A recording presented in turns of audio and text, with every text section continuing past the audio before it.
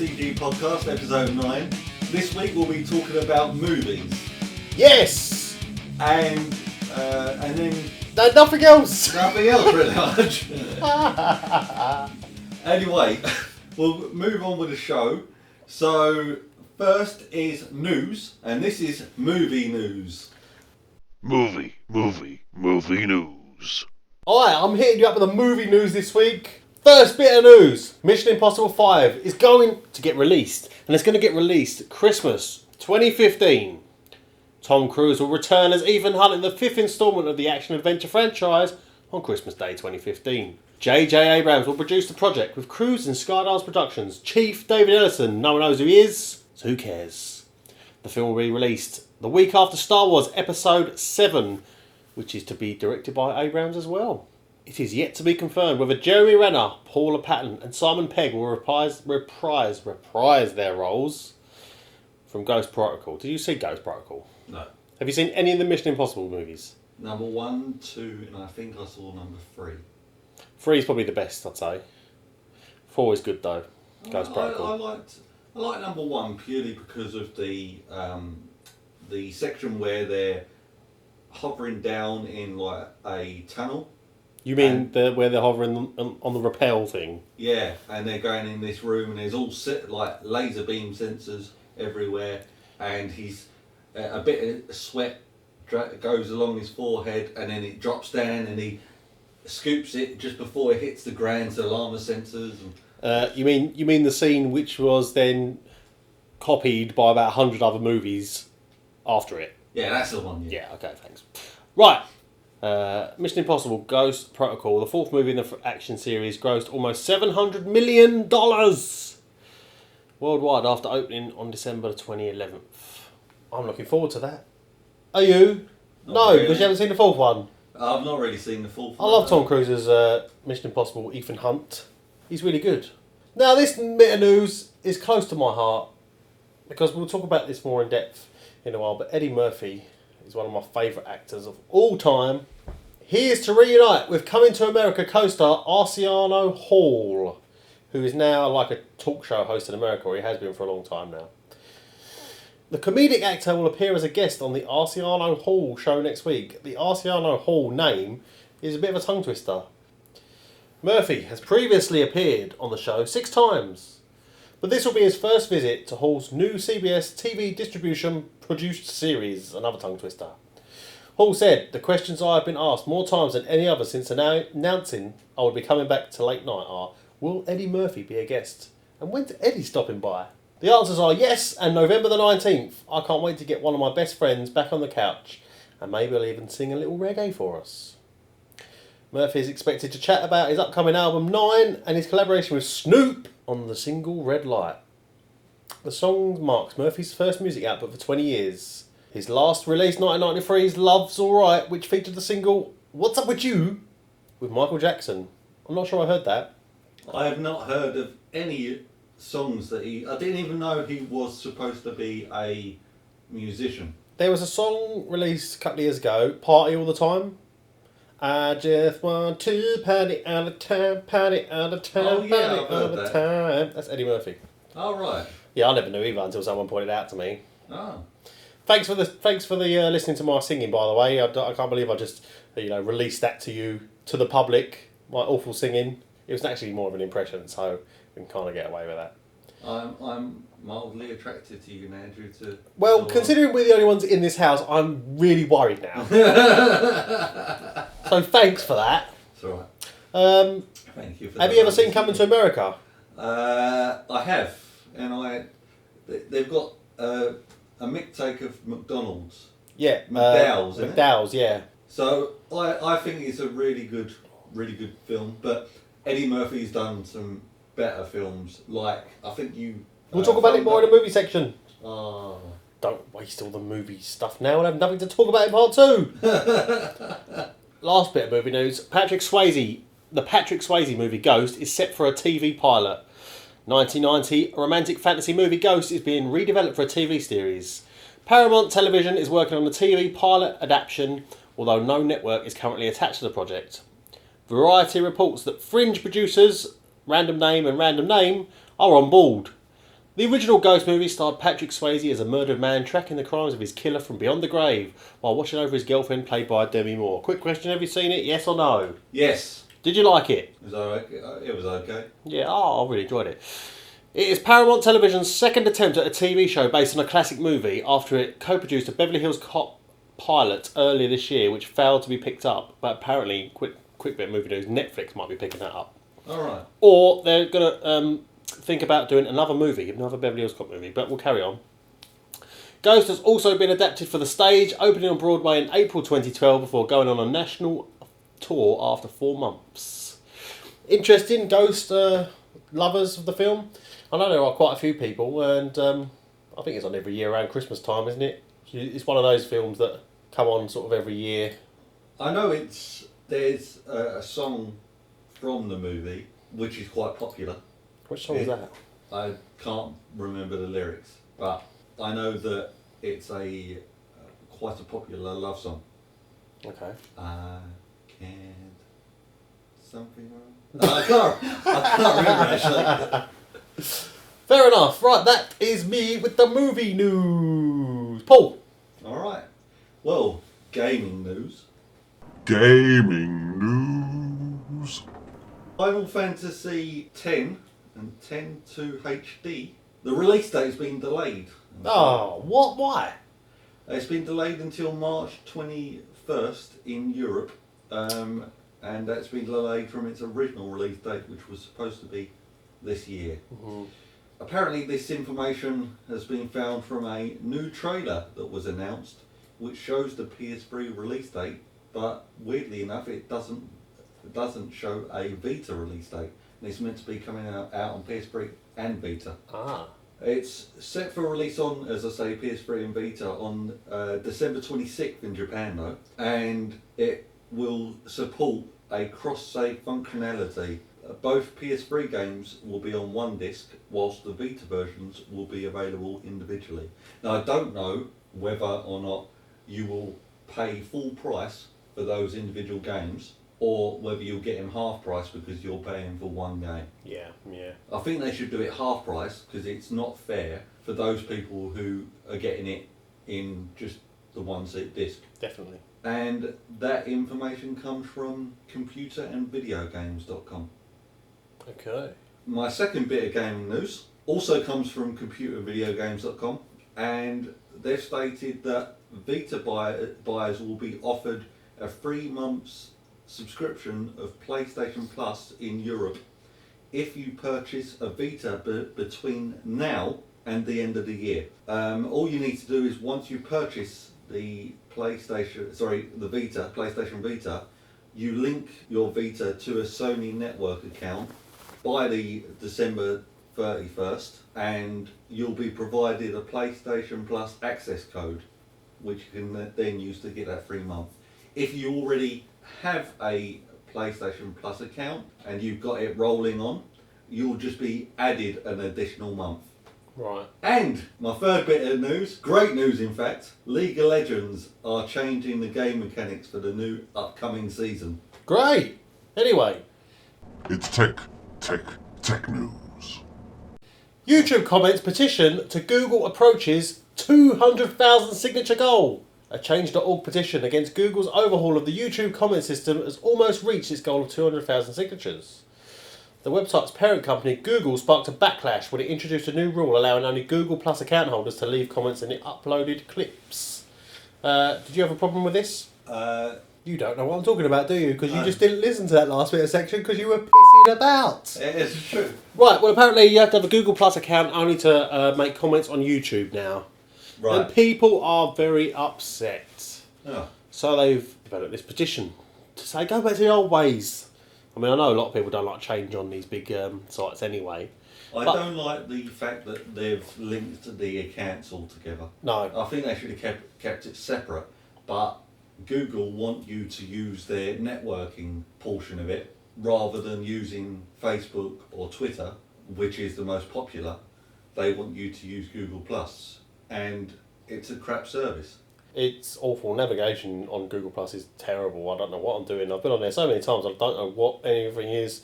I mean, I know I'm obviously used to the Facebook layout now, a lot of people are, Twitter's easy to use, but this Google Plus is just it's just awful. But we won't cane it too much because we'll need it in a couple of weeks, which we'll discuss later. Yeah. But the protest currently has more than 178,000 supporters and needs just over 21,000 more before the feedback generated is sent to Google. YouTube co-founder Jawed Karim is among those who have expressed opposition to the changes. He wrote on his YouTube profile, "Why the F do I need a Google Plus account to comment on a video?" The web giant has claimed that the introduction of Google Plus integration was brought in to make commenting more conversational, but critics argue that it's merely attempting to boost numbers on its social network, like you just said. Google's product forum has been bombarded with over 400,000 complaints since the move was implemented, and I'm with everyone else. Just stop ramming Google Plus down our throat. Why has everything got to be linked? It's stupid. Yeah, if you want to use it, which we'll talk about later on, there is a great function of it, which is the video. But as we say, we're planning on something now, but we'll discuss that at the end of the show. Carrying on our theme with Google-inspired news, Google wins digital library legal battle. Google has defeated a legal action mounted to stop it scanning and uploading millions of books. In 2005, the US Authors Guild sued Google, alleging that its plans to create a digital library amounted to massive copyright infringement. In its defence, Google said its plans constituted fair use because it was only putting excerpts of text online. A US judge has now sided with Google and dismissed the case brought by the Guild. Judge Chin accepted Google's argument that its scanning project was fair use, adding that the project provides significant public benefits. The decision could be a significant milestone for the long-running legal battle between Google, the Authors Guild, and US publishers. Both in publishers and authors started legal action over the scanning project in 2005. It's amazing you didn't breathe once there. I'm getting quite good at reading the news now. Initially, authors and publishers negotiated with Google together. This led to a settlement agreement in 2008 that would have involved Google paying $125 million into a fund that would be used to compensate the writers of the copyrighted works that appeared in the online library. The agreement also placed restrictions on how much of a book Google could make searchable. It continues on, but the fact of the matter is that Google can now upload and scan books. Right. It helps anyway. I mean, alright, they will probably have a priority over it, but to get books online is beneficial for everyone, I think. Kindles especially. Any phone, tablet now, to be able to read a book on your computer device, Yeah. I think it's beneficial to everyone. And more, bring it on. More be it. As long as the actual authors who wrote these books get the money. Oh, definitely, yeah. And I could understand Google get some of it because of the fact that they've done all the technical work of getting it onto a digital format. Mm-hmm. But I feel that most of it should still go back to the author because they created the work in the first place. Yeah, definitely. I agree. But I do agree that it's a good. It can only be a good thing if it's done the right way. Yeah. Final piece of news. Twitter launches UK alert service for emergencies.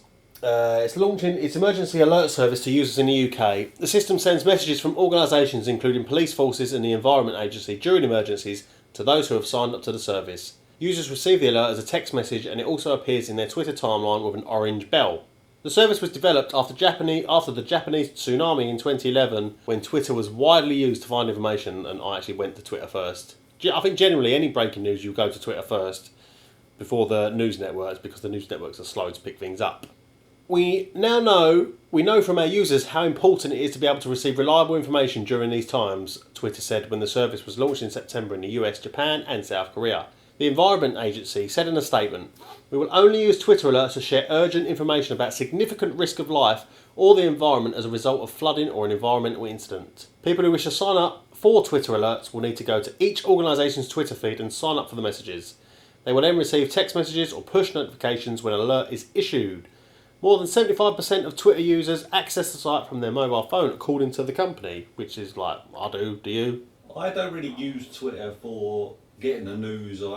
If I'm looking at news, I would go to BBC News or something like that. Yeah, but I mean, if something's trending, so for example, a tsunami, yeah, you would go to Twitter and... I've never done that before. Oh, well, you might do in the future. On a Twitter timeline, the alert tweet will feature an orange bell at the end of the message designed to make it stand out from the other tweets in the user's timeline. The Foreign Office, the London Fire Brigade and the UK's 47 regional police forces have all signed up to use the system. Twitter has 232 million monthly active users, and the company says 500 million tweets are sent a day. Interesting. I might sign up to some of them. See how it goes. Depends on the actual how many people you get for the news updates and stuff like that. Because you might have list of stuff, and if they don't make it easy to sort through the news that you want, then it's going to be just well. I mean, you just go on one environment agency. You can go to your local police constituency, Essex Police, Metropolitan Police, whatever it might be, and then if anything comes in for your region, then it'll come up with the orange bell. I mean, you don't have to sign up for everything.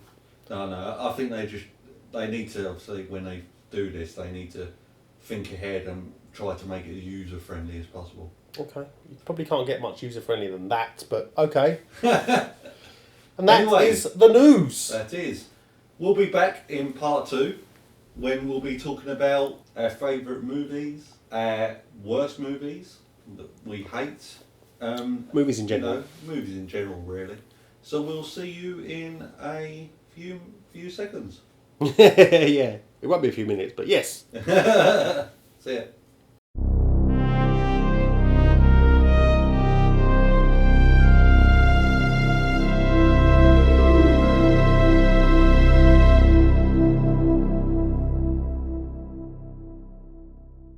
Hi guys and girls, just letting you know of different ways to listen in and contact us. Currently we are experiencing technical issues with iTunes and Stitcher, so are unable to bring you the latest Self-Confessed Geeks episode via those medias. However, we are still available on SoundCloud, Self-Confessed Geeks, and YouTube, SCG Podcast. Also, if you would like to contact us, you can message us via Twitter at SCG Podcast or email selfconfessedgeeks1. Remember to add the 1 whenever you email us. Thanks for listening. Let's get back to the show.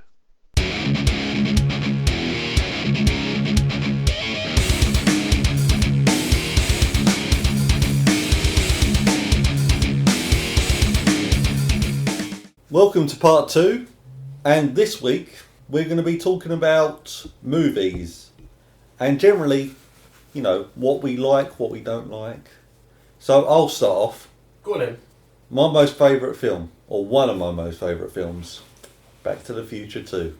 Yes, good shout. The reason I like that, I think it's got a really good storyline and really good characters. And the DeLorean is something that is an icon now. Mm-hmm. It's for those who have seen it, they immediately recognise what it is. And with the flux capacitor and things like that, amazing. Yeah.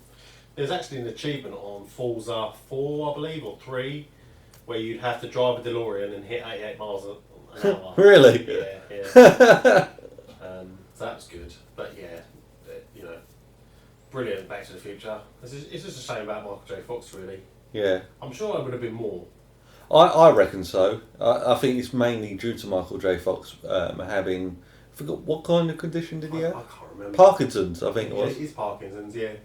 Because he was in a few episodes of Scrubs. Well, it was probably a good 6-7 years ago now. But you could tell, it's like, although he's still Michael J. Fox, you could tell, obviously, the condition. Yeah, he was deteriorating. Yeah. I mean, I think he's okay, but obviously Parkinson's, Yeah. It is a massive shame, and he was brilliant, Michael J. Fox. But I think that Back to the Future 2 was my most favourite. In order, I would probably put them 2, 1, 3. But they were all fantastic. Yeah, they all were, yeah. I wish and don't wish that they made another one, because I don't want them to make it one and it would just be dreadful and it ruin your previous experience with the others. So if they've made something good, don't spoil it. Yeah. So I think as a trilogy, it's really good. Mm-hmm. And I'm not sad that they've not made another one. No. I mean, sometimes some things are best left alone, and that could be one. You could argue that could be one of them. But it would be nice to see. It's just some films you love so much. You just think, wouldn't it just be nice to know how they are now, how the characters are now? Yeah. how is Marty McFly now? What's he been doing for the past 25 years? Mm. You know, things like that. And it's like, because some characters in films that have such depth, and you know, you get just enjoyment out of a specific character like Marty McFly. You just, you know, you kind of reminisce a little bit, and you forget, if he was a real person, what would he be up to now? Well, thinking about a particular scene in Back to the Future, I believe it is in Back to the Future 2, where he goes into the future and he sees his mum and Biff. Yeah. And Biff has got this like luxury hotel mansion thing, and he's up on this rooftop after being discovered that he's who he is, and because his old version goes back and tells him. It's very, very complicated because it's all to do with time travel. So his older self tells his younger self that Marty McFly's going to come back, don't trust him and stuff like that. So he's up on the roof about to pull a gun on him. So he jumps off the roof, and you think, oh, that's it, he's dead. And then he goes to the edge and looks over, and then you just see the DeLorean rising up, and then you just suddenly see him knocked out, Biff, because the DeLorean opens its door, and it's obviously the door opens upwards rather than sideways, so it just knocks him underneath his chin and knocks him spark out. So I think that was a great scene out of the series. Speaking of trilogies, my favourite trilogy would be, well, apart from number 3, because it's awful, going back to Eddie Murphy, Beverly Hills Cop. I absolutely love Beverly Hills Cop so much. Number 1 and number 2. I mean, number 3 was good. I still enjoyed it because it was part of the franchise, but 3 is awful. 3 is awful. I thought you were saying it was good. I mean, no, I'm saying I enjoyed it because it was still Beverly Hills Cop. Because again, Axel Foley is just a brilliant character. I have to strongly disagree with you there. My personal opinion of Beverly Hills Cop 3 was it was diabolically crap. I mean, there was a weapon that you got, which was a boombox. Yeah. With a machine gun and a rocket launcher and all these other components inside, and the film was just really, really dreadful. I bought it when VHSs was still out, and I got a trilogy of it, and I immediately removed number 3 and put it in gave it to charity because I didn't want it tainting my collection of good films or decent films. Saying about the machine gun, which is a boombox, that was part of the comedy of it, because he bought it from Serge, his friend from the first episode, who called him Achmel, and he was like, okay, yeah, I'll buy your gun. And the fact it was purposely awful, and he was selling it to rich people to say it was amazing, it could do all these things. And when he was actually trying to fire it, and like some net come firing out, and then he pressed another button and it started the boombox and the music started coming out, and he's just looking around because no actor, actress is better at facial expressions than Eddie Murphy. And he just looks around and then he ducks down behind the bench, behind again, and he comes out like, just what else has this gun got? And he fires that net and he just looks around again and is like back down behind the bench. I don't disagree with his acting skills. I think that he does Axel Foley really good. It's just that the direction the film went in was very poor. Definitely. I agree completely. And it was a shame because Taggart should have been in it still, the third one. Yeah, he died at the start of it, didn't he? No, that was Inspector Todd, which again shouldn't have killed him off. I can see why they needed like a hook to get the audience in to say, why are we coming back for a third episode?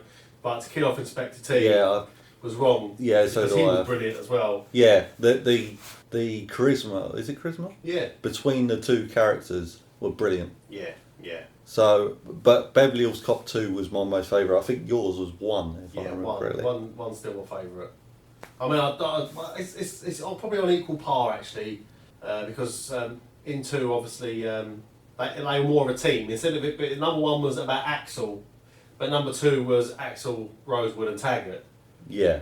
and they were going on because who was it? Who was the other inspector, chief of police, that got shot by the Bridget Nielsen? I know you're talking about. I can't remember his name now. I can't remember, but he was the police of the where the other two were. Yeah, and because he got gunned down, Axel went back to Beverly Hills to find the person who gunned down and the alphabet killer. Yeah. So Rosewood and Taggart, you said, who were the two cops in Beverly Hills.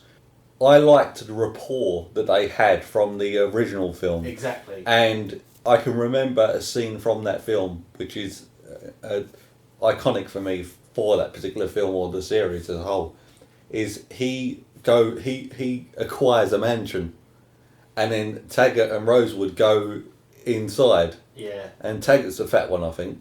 Is that right? Yeah. So Taggart goes, "What the hell are you doing in this this mansion?" And he says, "This is my aunt's mansion," or something like that. And he goes, "You nicked this ass." And he said, "Whatever, get your ass in this pool." Yeah.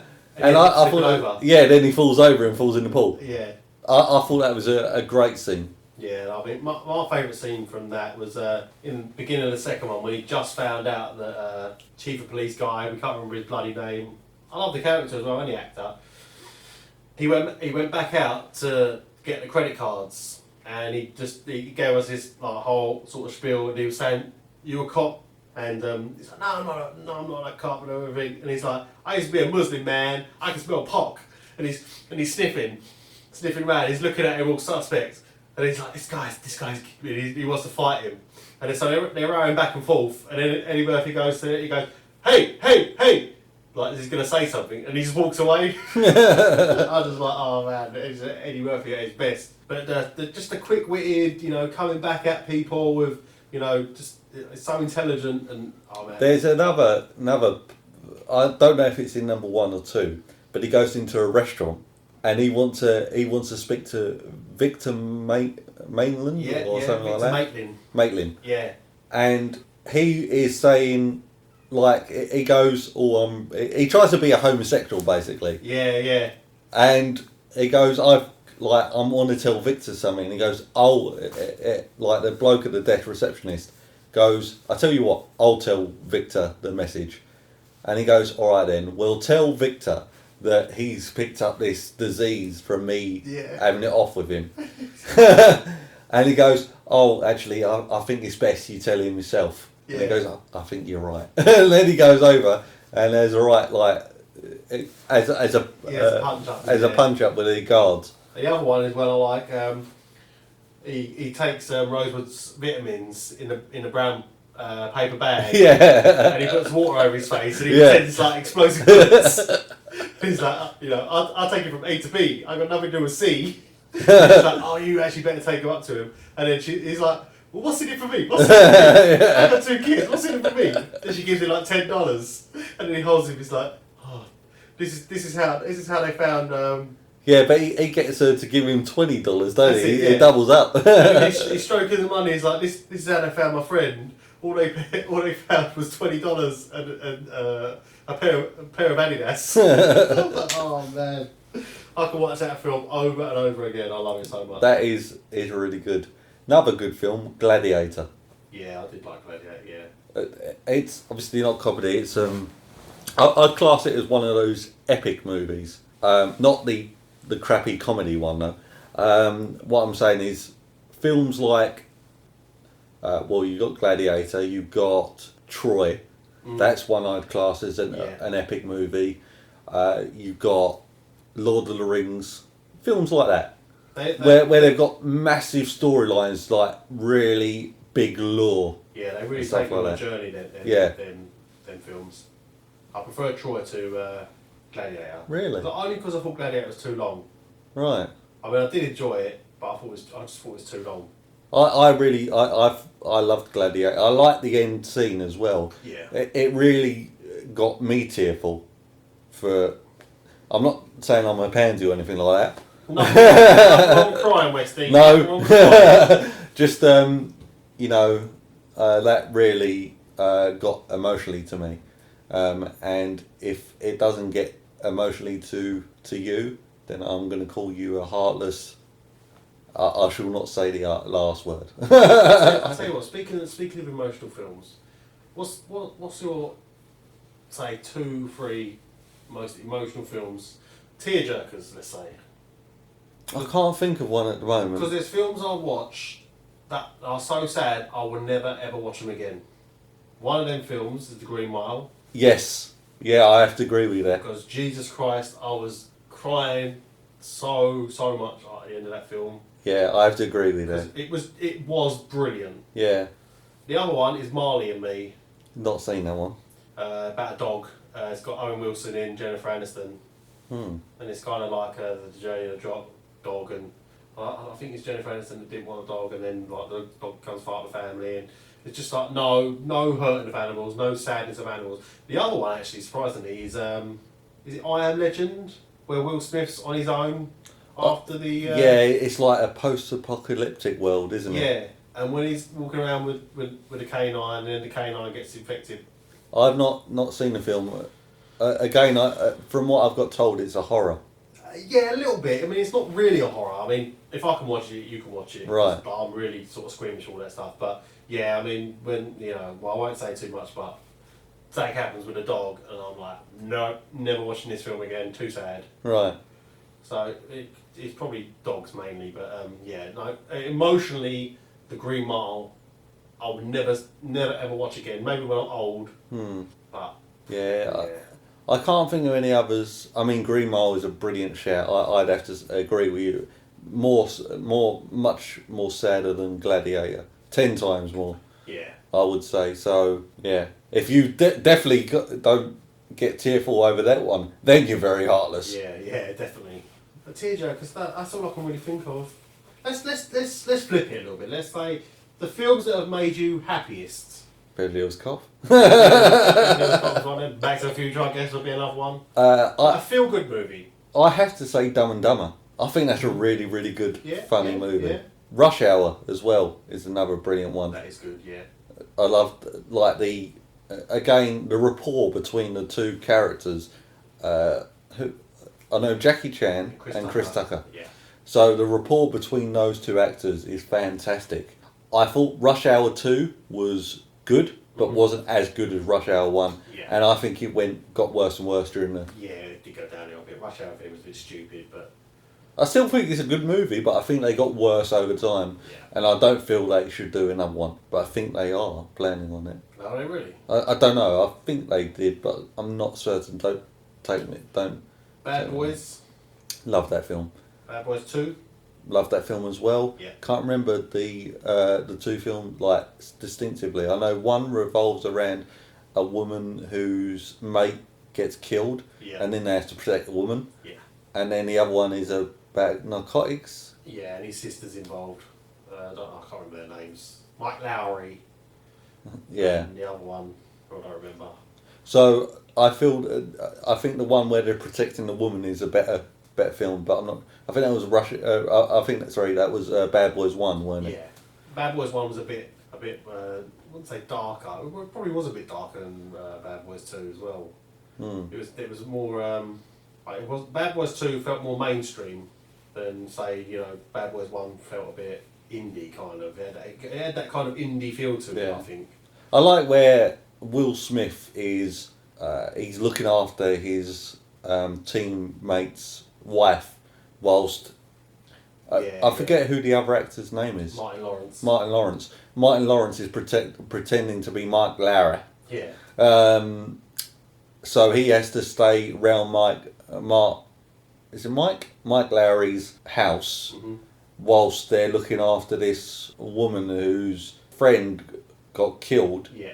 So he's looking after her and her dog, and then he overhears Mike, the real Mike, on the phone, who is played by Will Smith, on the phone, and all he is in the background is, "Oh, stop, don't touch there," and all that, and that's his wife. Yeah. And so he's getting the wrong idea, so he goes round the house, and then they've got two thugs outside, ready to go and kill him. And then they're thinking, what's going on there? Why is he breaking into his own house? And he's just climbing up and falling off, and then Mike goes out, and they both have a punch up, and I think that's a great scene. Yeah, that was a good bit. Yeah, got a lot of Bad What about romantic films? Do you actually? I love rom-coms. I love them. I think they're really good. I think a lot of them are feel-good movies as well. Yeah, I have to say Notting Hill is one of my most favourite rom-coms. Yeah, that's not bad. I don't mind Notting Hill. I like She's Just Not That Into You. No, that's not right at all. I don't think I've even seen that one. I said that. Stop lying. No, what's it called? It's got Alice Eve in it, who was in the recent Star Trek film. Oh, I can't remember. It's called. Let me get back to me on that one, because I'm gonna have to think about that. Well, Pretty Woman is another one that's quite good. Yeah, Pretty Woman. I've seen Pretty Woman. I'm still trying to think of this film. And Love Actually. No, I like Love Actually. You got the guy who was in My Family, who was in Love Actually. Oh yeah, the one in the BT adverts. Yeah, and he goes. There's a scene in it where he goes to America, and he immediately goes to a bar, and immediately women go up to him and go, "Oh, I love your accent," and the next thing you see is him going back to their house or his house, taking them back, and then having it off. I wish my luck was like that. I see a good one years ago. I'm still trying to think of a film about this evening. Was it 13 going on 30? I think it was, where I think there is one like that. Mark Ruffalo was in it. Who's played Incredible Hulk recently in Marvel Avengers. Right. Okay. Where it was whoever the actress was, she ended up growing up. Or maybe my brain's just completely frazzled now because I'm still trying to think of this bloody name. You know what I'm gonna do? I'm gonna Google it because I see. Well, that's a cheat. I know I'm cheating, but I need to find out because it's bugging me now when I do stuff like this. Okay, action films. What is a film that you just, when you want to sit down, you don't want to think about anything, you just want to see some explosions on screen? Die Hard. Yeah, Die Hard. That's number one, Die Hard. She's out of my league. Is that it? Yes. You ever seen that? No. Okay. End of story. But watch it. It's really good. For me, Terminator. Terminator. Oh, Yeah. okay. I'm actually getting into the mood to rewatch all the Terminator films again. All right. I'm like, we have like a sort of hankering for it for a little while. You think, I like Terminator 2 out of the Terminators. Yeah. I thought that one was better.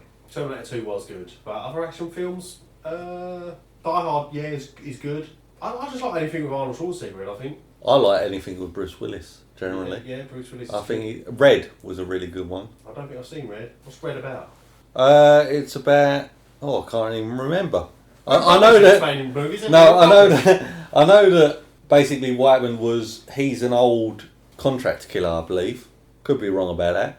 But I believe he's an old contract killer. And they go back to try and kill him for some reason. But that's about as much as I can remember, if I'm even right about that. Favourite James Bond film? Oh, that's easy. GoldenEye. GoldenEye, yeah.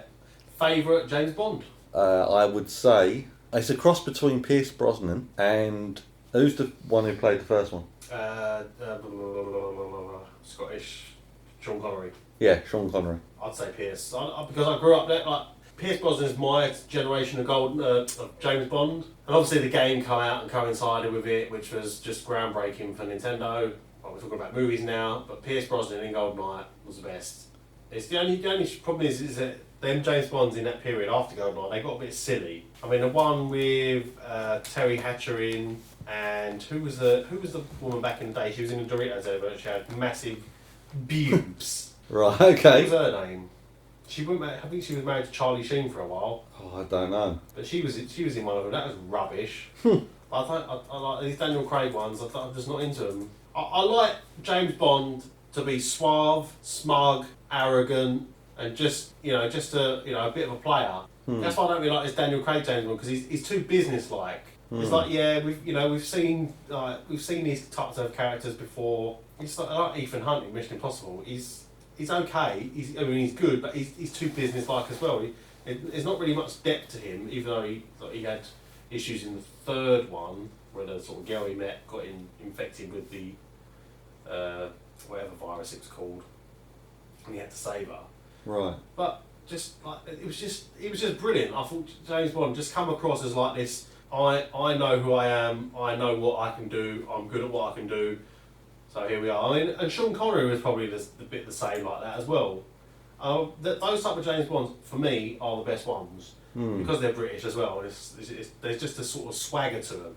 You know, that's what I really enjoy about them James Bonds. I don't really feel Daniel Craig. But what are you IMDb-ing then over there, Westy? How did you know I had IMDb up? Because IMDb is your number one source for anything entertainment. Yeah. Well, I'm just kind of just refreshing my memory of like action movies, and a lot of these I don't actually like Transporter. Why would you ever list that as your top 50? Ridiculous. Avengers is a really good action movie. Yeah. And also CGI movie, obviously, because of the Hulk. And there's really good comedy bits in it, especially between Hulk and Thor. Oh, yeah. There's a scene, and we're going to spoil, this is all spoilers podcast. He basically is on this massive flying beast, and they eventually kill this flying beast, and then Thor turns around and goes, "Well done, Hulk," and then he turns around and punches him in the face. Yeah. And he flies away, like, due to the force of the punch. I think that's a brilliant. Well, yeah, I mean that was brilliant. Before what happened with that is that the trailer started releasing that bit, which really pissed me off because that is probably the best bit of the film. And it was unexpected. Yeah. But what happened was after a few weeks after it came out, the trailer started releasing that bit. Right. And it's like, well, why have you just sport a really good part of that movie? Why have you just done that? Yeah. And it was actually relating to something I read on Reddit the other day about trailers nowadays are pretty much releasing all of the good stuff from a film. Yeah. Where you think, well, I've just seen a trailer. How many times have you been to a film in the last 5 years, say, where the only funny bits are the bits from the trailer? Yeah. I have to agree with that. They put all the best bits in the trailer, and all the crap which makes up most of the movies, they leave out. Yeah. And why on earth would you do that? For me, trailers are supposed to be teasers. Yeah. They tease what's going to happen, and you think that intrigues you to think, I want to see what happens in that film. Yeah. Not here's a funny bit, here's a funny bit, here's a funny bit. Oh right, actually these are the only funny bits in the film. Basically what we've just done is give you a summarised version of our film. So don't bother coming to see it now. Don't bother coming to spend your money because we've just shown you these bits right here. Don't understand it. And I agree with the point. You obviously agree with the point as well. Stop putting all the good things from a film into one little trailer. Yeah, I have to agree. You should spread it, like, you shouldn't have most of what happens in the film in that trailer, because it's then, why go and see the film? There's no point. You've seen it already in the trailer. Yeah. You know most of the story, whereas it should only be snippets of that, and you're thinking, what was that about? I'll go and see it and I'll find out. How about your most favourite children's movies? Children's movies. Oh well, for me that'd be Lion King. Really? Yeah. Hakuna Matata. Yeah. What a wonderful phrase. Yeah. I knew where you were going. Don't worry. Lion King. Yeah. Also sad as well though. But it's not sad enough for me to never watch it again because I still do love the film. Apart from that, I don't really know. I would have to say Toy Story 1 and 2. Yeah. I didn't really like Toy Story 3 that much. Don't think I've seen it yet. Toy Story 2 was the best out of those. I also liked Wreck-It Ralph. Not seen that. It's pretty good. Yeah? Yeah. Because I'm afraid that it's going to be, because they've got game characters in, that they'll just throw a bunch of game characters in with any real storyline. And it's like, here's Mario, here's Luigi, here's Sonic. Yeah, no, I don't think that they would ruin it like that. But I mean, in Wreck-It Ralph, that was part of the sort of hilarity of that bit, was where they're all bad guys and they were going for bad guy counselling. Yeah. So obviously you'd have Bowser in there, and obviously Wreck-It Ralph was in there because he's a bad guy for his game. I forget who else it had in there. Sub-Zero, I think, was in there from Mortal Kombat. Really? Yeah, there was a few people, but no, I really enjoyed Wreck-It Ralph. It's a good film. The other one I liked, was it, might have been Robots? Was it Robots? I can't remember. IMDb that bitch. Robots was hilarious. Just for the simple fact, there was a moment in the film where toilet humour, where sort of this posh sort of robot let go of a massive one. Yes, is it Robots? What it says there. there. Robots, yeah, that is brilliant. Basically let off a big guff, and it was just hilarious. I mean, I'm not adverse to toilet humour. If someone lets one go and it's funny, it's funny. So that's part of the movie which I liked. Well, I've never heard of the film, I must admit. It is good. It's a good film. Apparently it's done by the creators of Ice Age, though. And that's another film, Ice Age. Yeah, I need to see that. I need to see Ice Age because I think Ice Age 1 is the best out of all of them. Yeah. How many Ice Ages are there now then? I think there's a fourth that's been made. 4 Ice Ages. Yeah. I think they're just churning them out now. I think they should just leave it alone. You know, they're getting worse and worse and worse. I've not seen number 4 saying that. I've seen number 1, 2 and 3. And like I say, in terms of how good they are, it kind of goes down in as the numbers go up. Okay, well let's put this into context, right? We'll say one film of a genre, our favourite film of each genre, right? Right, okay. So action. I'm going to go with Die Hard. I'm going to go with Terminator 3. Comedy. I'm going to go with Rush Hour. Comedy, actually, I've probably tricked myself here because I don't. I would say. Or no. Actually, I'm going to butt in there. I'm going to change my answer to. Although Rush Hour is good, it does lose its jokiness appeal after a while. I still enjoy it, but it's not as humorous as I remember it. But Dumb and Dumber is always humorous to me. Yeah. So I would have to go with that. But there's so many different comedies that it's very hard to pick one. Yeah, I don't think I can pick one comedy. There'd be a few more because of Adam Sandler and Will Ferrell, especially films. Any of them films. Really, Adam Sandler? Yeah, love Adam Sandler films. God. Charming. They're fun. They're charming. They've got a good heart underneath the surface, and they're quite feel good at the end as well. But to pick one, I'm thinking now. Happy Gilmore. Waterboy's just as good as well.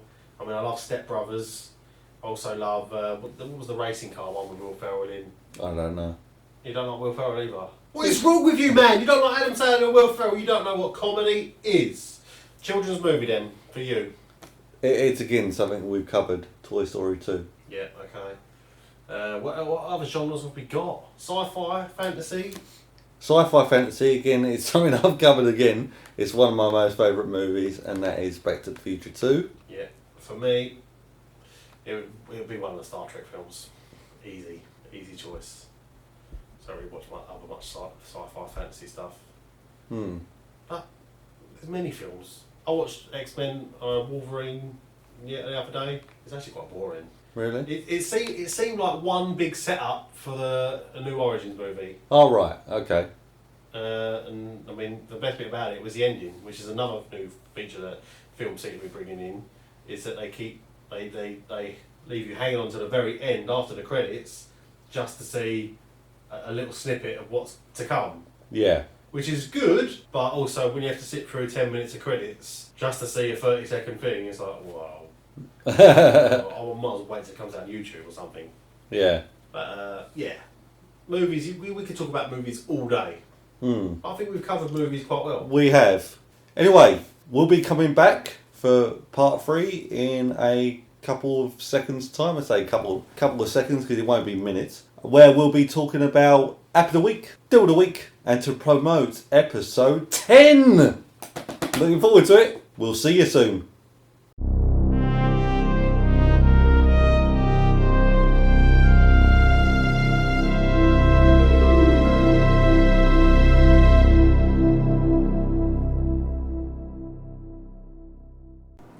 Hi guys and girls, the Self-Confessed Geeks podcast just want to promote our brothers over at a Proper Naughty Game Time who do playthroughs, reviews and just try out games for your viewing pleasure.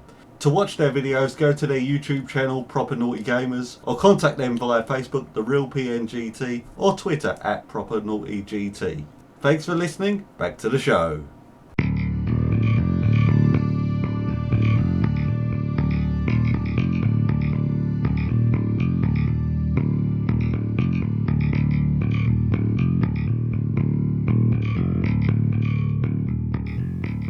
And welcome back to part 3 of the SCG podcast, episode 9. We won't have the box this week because one of us has not actually watched Naruto. No, I didn't watch it this week because the link I was given was on the wrong format. I don't hardly ever use Steam that much anymore, and it was sent to me on Steam. I would have preferred the communication to be sent by either Skype or WhatsApp or Facebook, one of those things. And also I've asked my friend who watches Japanese anime, is Naruto any good? He said no. So I said, that's good enough for me. I also tried to watch Naruto on YouTube. I watched 5 minutes of it and thought, this is not for me. So now I'm going to have to find an hour of my time. Now I've got the link to watch this program that I know I'm not going to enjoy. Well, that's the whole idea of the box. The whole idea of the box is fair enough, but I want to add a new rule. I want to add a new rule to the box. If you can have one pass every 5 episodes on a certain thing you pick from the box. That I don't agree with that. Oh, that's funny. You don't agree with it. Well, do you know what? You know what I can't wait for? I can't wait for when I pick something out, or one of us picks something out that I like, and you absolutely can't stand. You're going to have to sit through an hour, or maybe it's a film you don't like. You're going to sit through 2 hours of it. Well, that is something that yes. That the whole idea is that we're trying to introduce each other and our listeners to things that you may not have tried. For example, for over a year, when we had the boys from Properly Naughty Gamer on, they described about Dota 2, and for about a year I said no, I don't want to play it, I'm playing League of Legends, and eventually they got me on, and to be fair, I did enjoy it. I don't feel that it's my preference is still to League of Legends, but I would not say no to a game in the future of Dota 2. But like I say, it's something to get introduced to that you may find you actually enjoy. I may, but not this week. Not this week, next week. App of the week now, and that's over to you, my good sir. App of the week this week. You may or may not have seen this all over your Facebook timelines. Cartoon strips with whatever it is going on underneath what's going on. That is called bit strips. And what you do is you create your little avatar of yourself, and it will put you in different scenarios, and you can add other people from your Facebook friends list into that sort of sketch, and you put comments underneath. So for example here, I'll come straight up to the first page, and it is my avatar chucking a coin down a well. Underneath it says, Stephen makes a wish. Now I could change that and put, Steve puts money down a well, hoping he's going to win the lottery, for example. You could add your friends in there, which another one on here, there's me shying away from a smelly test tube, it seems. And you could make some sort of comment out of that. I could say, Paul has given me a sample of his urine, and it smells like broccoli, to be quite crude. To use that as an example.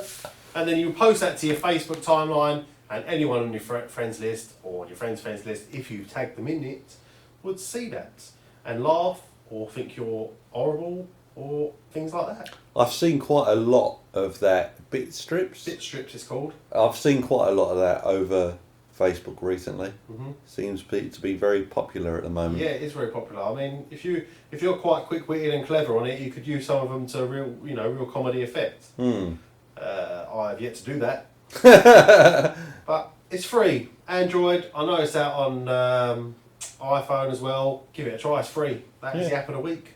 What's one thing that I believe you do need is you can't.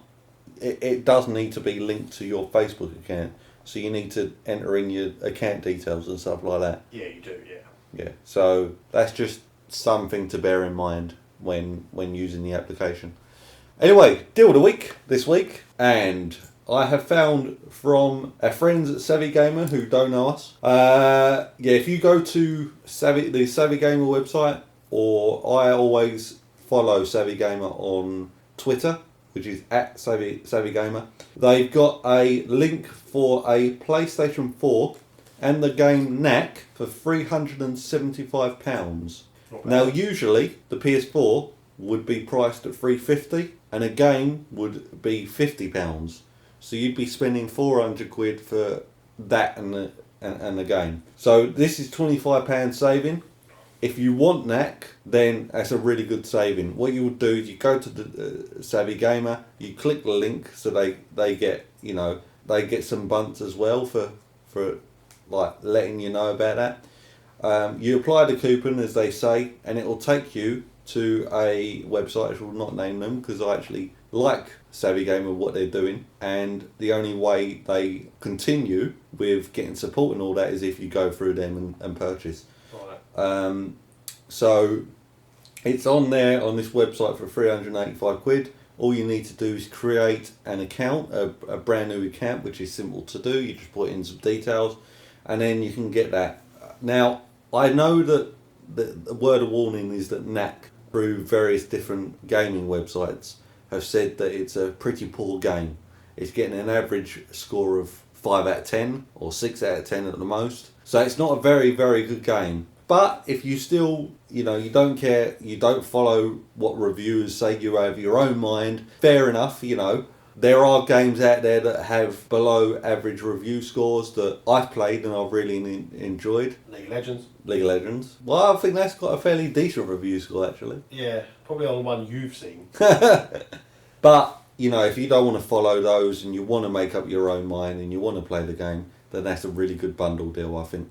Yeah. So saving the 25 quid, and most of these bundle deals that I've seen, you're spending. It's not really a bundle deal. You're just getting the game and the PS4. Sorry. So you're spending around 400 quid. Mm-hmm. So that's a really good deal, I think. Sounds good. Yeah, sounds good. And now to promote episode 10 of the SCG podcast. This is a promote of the episode 10 podcast, which we will be doing in a couple of weeks. Now, the promote is we will be recording episode 10 live on Google Hangouts. Yeah, so we slated this a bit earlier on in the podcast, but the one thing that it does have going for it is it seems to have a fairly decent webcam functionality where you're able to have several people on the webcam at any one time. And I know that there's applications like Tiny Chat which you're able to do it, but it has really small windows unless you pay them money to expand that and have them larger. Right. Whereas these ones are fairly large, and I've had you on there, and we've had a couple of other people on there. Whoever talks gets control of the camera at that point, which is quite good. Yeah. So, and then the rest of you will be just sitting in the background at the bottom. Yeah. Until you pipe up and say something, which then you become the main person.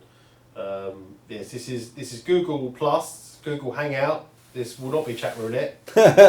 And what else we've got in store over the last 9 shows? At the end of each show, we have been putting in little Easter eggs of old game music. Now, competition time. You have to correctly guess each song from each game to win £20. That's £20 of Steam vouchers.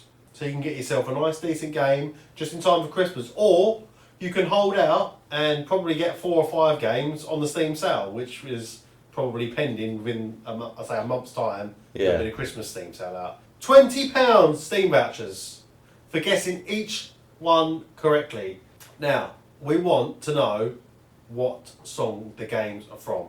We don't want to know what console they are, we just want to know what game is from. So go back for our old episodes, listen to the songs, write them down and send them to us. Now, the way we're going to run it is, we're not going to tell you what you've got right, we're not going to tell you what you've got wrong.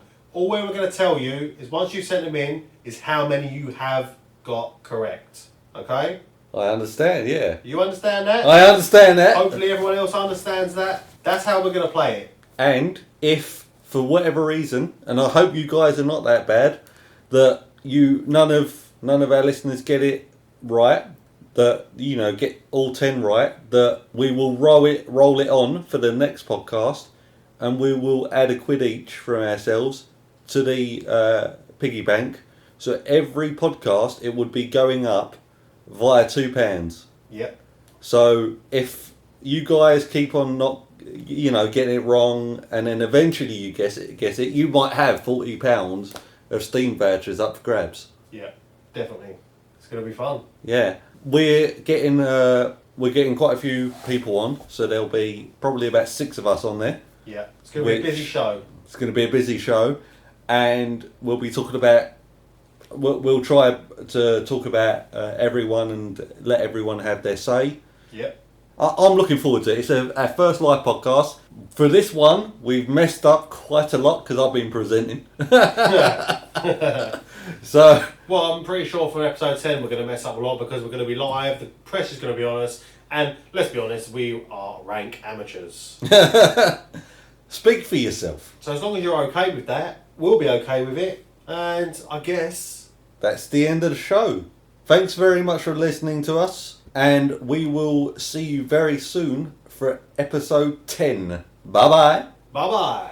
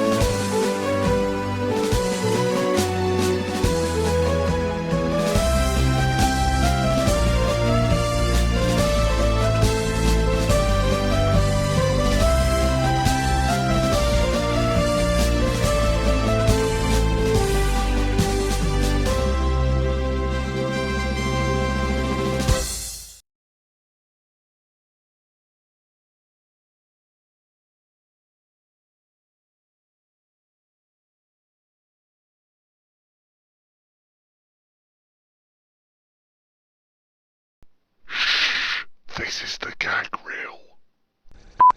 Hi, welcome to SCG Podcast, episode 9. You're with Paul and Steve. I think they might know our names by now, but yes, just to be sure, I am Steve. That is Paul. Welcome, which Paul just said as well. We f***ed up. Well, Hi, welcome to podcast. Should I be a bit more welcome to excited? podcast. Welcome to podcast. Hi, welcome to podcast episode 9 of the SCG. No, f*** that up again. Welcome to podcast episode 9 of the SCG. Yeah. Hi,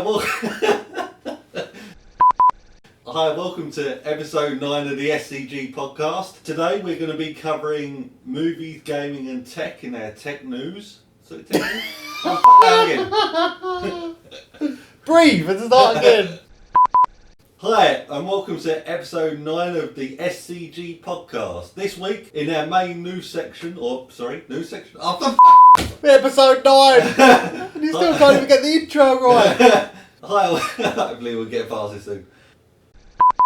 I just want to party out of time, party out of time, Oh, yeah, party I've heard out of that. time. That's Eddie Murphy.